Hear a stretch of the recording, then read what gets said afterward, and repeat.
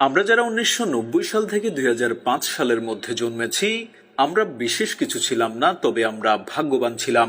যখন আমরা ছোট ছিলাম, হাতগুলো জামার ভিতর ঢুকিয়ে রেখে বলতাম, আমার হাত নেই। একটা কলম ছিল যার ৪ রকমের কালি ছিল, আর তার ৪টা বোতাম একসাথে টেপার চেষ্টা করতাম।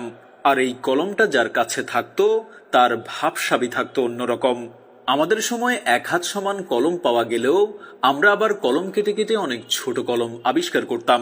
দরজার পেছনে লুকিয়ে থাকতাম, কেউ এলে চমকে দিব বলে। সে আসতে দেরি করছে বলে অধৈর্য হয়ে বেরিয়ে আসতাম। রাতে হাঁটার সময় ভাবতাম আমি যেখানে যাচ্ছি, চারটাও আমার সাথে যাচ্ছে। কারেন্টের সুইচের ২ দিকে আঙুল চেপে সুইচটাকে অন অফের মাঝামাঝি অবস্থানে আনার চেষ্টা করতাম।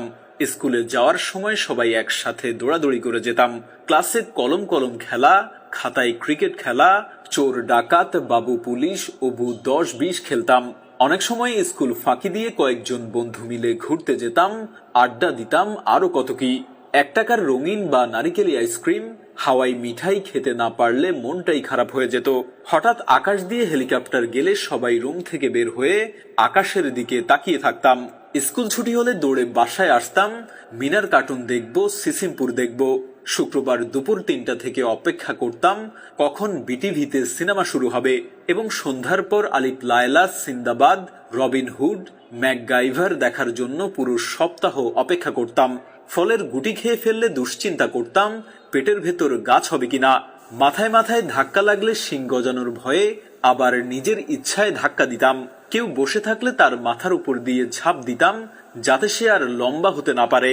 বিকেলে কুতকুত, কানামাছি, গোল্লা ছুট, বৌচি, হাডুডু, কাবাডি, দাঁড়িয়াবান্ধা, ডাঙ্গুলি, গোল্লা ছুট, দড়ি লাফানো, চেয়ার সিটিং, কানামাছি, ওপেন টি বায়োস্কোপ, এক্কা দোক্কা, রামশাম, যদু মধু, চোর ডাকাত, মার্বেল। সাত ছাড়া না খেললে বিকেলটাই যেন মাটি হয়ে যেত। কেউ একবার কোনো কিছু খেতে দিলে আরো একবার চেয়ে বসতাম, আর না দিলে বলতাম পানিতে পড়ে যাবি। বাঁশের কঞ্চি দিয়ে তীর ধনুক বানাতাম পাখি শিকার করার জন্য। বৈশাখী ঝড়ে বাগানে আম কুড়াতে যেতাম, আর বিজলি চমকালেই দৌড়ে বাসায় ফিরে আসতাম। গাছে ঢিল ছুঁড়ে বড়ই পারতাম, দল বেঁধে পুকুরে, খালে, বিলে, ঝিলে ঝাঁপ দিতাম। কেউ চাল, কেউ ডাল, কেউ আলু, কেউ বা মশলাপাতি দিয়ে জোলা ভাতি রান্না করতাম এবং সেগুলো মজা করে খেতাম। ভোরবেলায় দল বেঁধে শাপলা তুলতাম, নারিকেলের ডগা কেটে ব্যাট বানাতাম এবং সেই ব্যাট দিয়ে ক্রিকেট খেলতাম।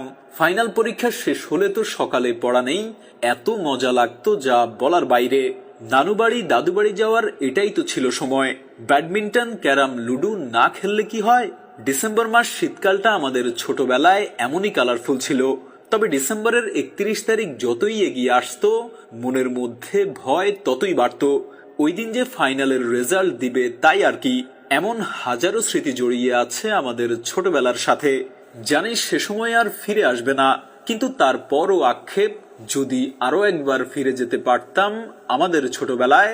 আমি জানি আমাদের জেনারেশনের যারা আজকের ভিডিওটা দেখছেন, নিশ্চয়ই আপনাদের মুখে হাসি ফুটে উঠেছে।